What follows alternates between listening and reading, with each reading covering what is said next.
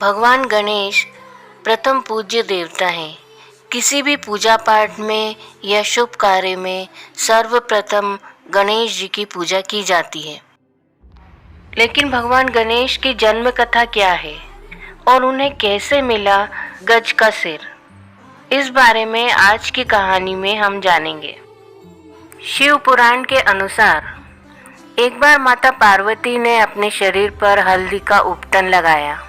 उसके बाद जब उन्होंने अपने शरीर से हल्दी का उपटन उतारा तो उससे उन्होंने एक पुतला बना दिया और उस पुतले में प्राण डाल दिए और उन्हें नाम दिया विनायक। इस तरह गणेश जी का जन्म हुआ। वो माता पार्वती के पुत्र थे। इसके बाद माता पार्वती स्नान करने जा रही थी, तब उन्होंने गणेश जी को आदेश दिया कि तुम द्वार पर बैठ जाओ और उसकी रक्षा करो और किसी को भी अंदर आने नहीं देना। इसके बाद गणेश जी माता पार्वती के आदेश अनुसार द्वार पर खड़े हो गए और पहरा देने लगे। कुछ समय बाद भगवान शिव जी आए। उन्होंने कहा कि मुझे पार्वती से मिलना है। इस पर गणेश भगवान जी ने उन्हें अंदर जाने से रोक दिया। शिव जी को नहीं पता था कि ये कौन है। इसके बाद दोनों में विवाद हो गया और ये विवाद युद्ध का रूप में बदल गया। तब सभी देवी देवता भी वहां पर आ गए।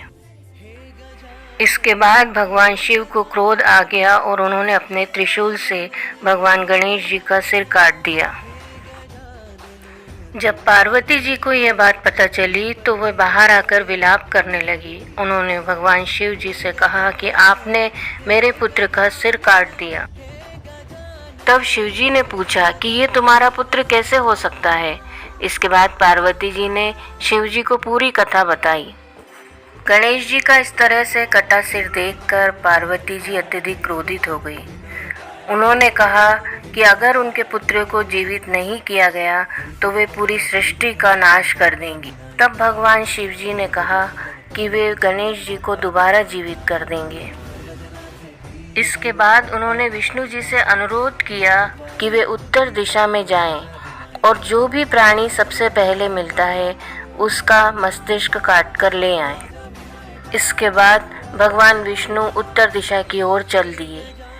बहुत देर खोजने के बाद उन्हें सबसे पहले एक हाथी दिखाई दिया।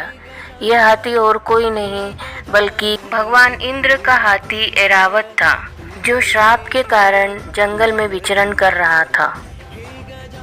भगवान विष्णु ने अपनी दिव्य शक्ति से उसे पहचान लिया और अपने सुदर्शन चक्र से उसका सिर काट लिया और इस तरह उन्होंने ऐरावत को श्राप मुक्त कर दिया।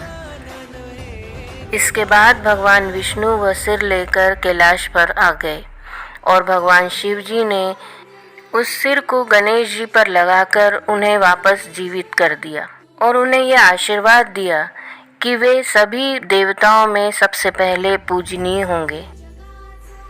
इसके बाद से ही गणेश जी को गजानन भी कहा जाने लगा।